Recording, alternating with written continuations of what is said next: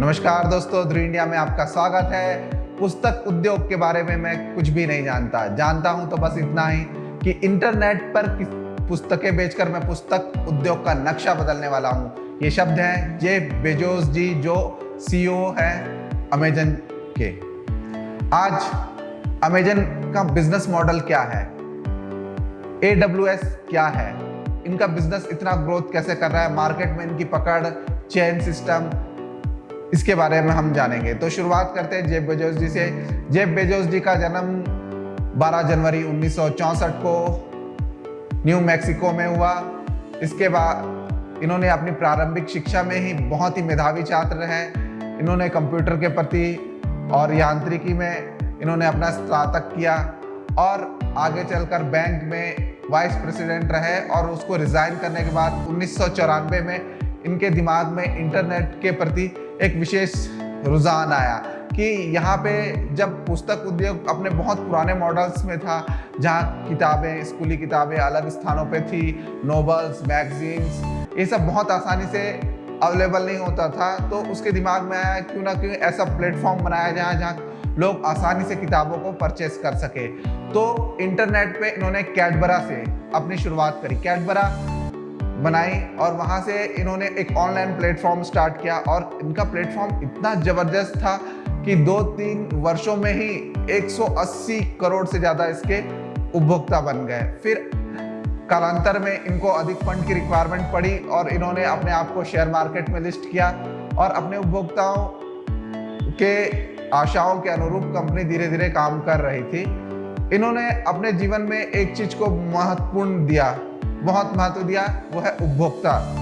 इनके business model का जो सबसे बड़ा चीज था कि कोई भी कंपनी के आज आप सीईओ देख लो, वो ग्राउंड बेस से फीडबैक नहीं लेता, लेकिन आज भी अमेजन 25 वर्षों के बाद भी आज भी फीडबैक्स लेती है।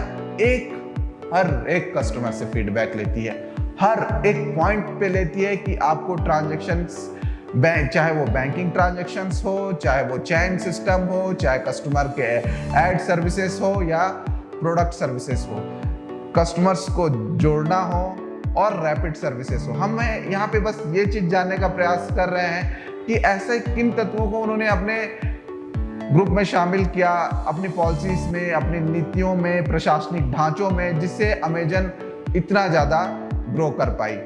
अब हम लोग आते हैं, उनको 1999 में टाइम्स मैगजीन द्वारा पर्सन ऑफ द ईयर का भी अवार्ड दिया गया। ये कहते हैं जेफ बेजोस जी, तो हमारे प्रतिस्पर्धी को हमारे ऊपर फोकस करने दो ताकि हम कस्टमर के ऊपर फोकस कर सके। तो आप देख लीजिए दोस्तों कि इसमें इतना कस्टमर ओरिएंटेड सर्विसेज, कस्टमर ही भगवान है इनके लिए, कस्टमर ही राजा है। जैसा कस्टमर, हमको कस्टमर को क्या सर्विस, कस्टमर को क्या पसंद है, आज हम लोग देख रहे हैं कि हमें कोई भी चीज़ चाहिए तो अगर हम अपने पास के दुकान में भी बोलते हैं तो शायद वो 2 से 3 दिन का समय लेता है प्रोवाइड करने के, भैया आज आदमी नहीं है। और उसके विपरीत यहाँ की सर्विसेज इतनी बढ़िया है, यहाँ का चैन मॉडल इतना स्ट्रांग है कि ये 2 से 3 घंटे में सर्विस प्रोवाइड करवाने की क्षमता रख रहे हैं। ये तो सबसे पहली चीज़ ये हो गया।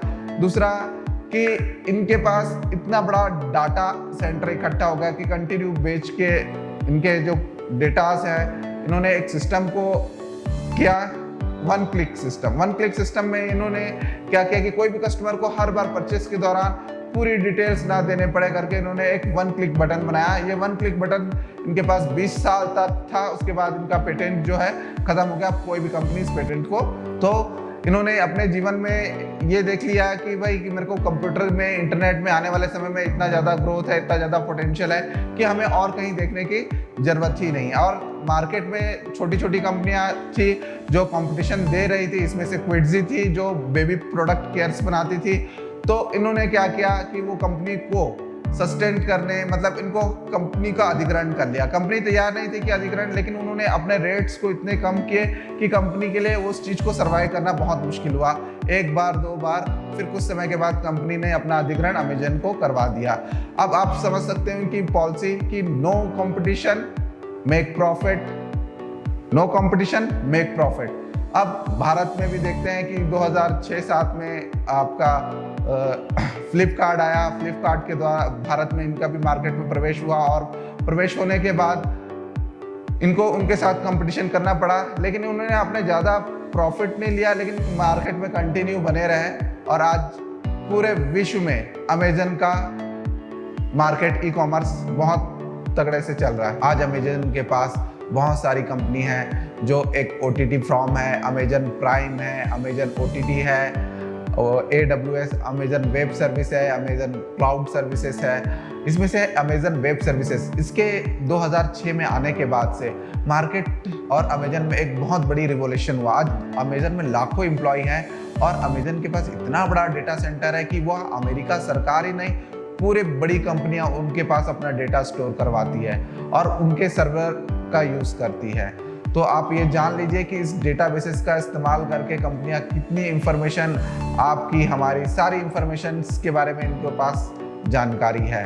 और इससे भी बढ़कर कि आज आने वाले समय में अमेजन का स्वरूप अभी जो है और भी बड़ा होगा। अंतरिक्ष प्रोग्राम भी इनका अभी चल ही रहा है और इन्होंने एक किसी भी कंपनी में जो लीकेज होता है, लीकेज को भी इन्होंने सॉल्व किया है। कंपनी में चोरी आदि घटनाओं को कम करने के लिए इन्होंने बहुत बड़ा खुफिया तंत्र रखा है। जो हमने कुछ दिनों पहले देखा था कि अमेजन में कोई भी छोटे चीज़ को बुक करके एप्पल का फ़ोन लगा के उनसे कम पैसा दे के अधिक पैसा वापस लेता था। ये घटनाएं हो रही थी, फिर इस घटनाओं पर नियंत्रण पा लिया गया है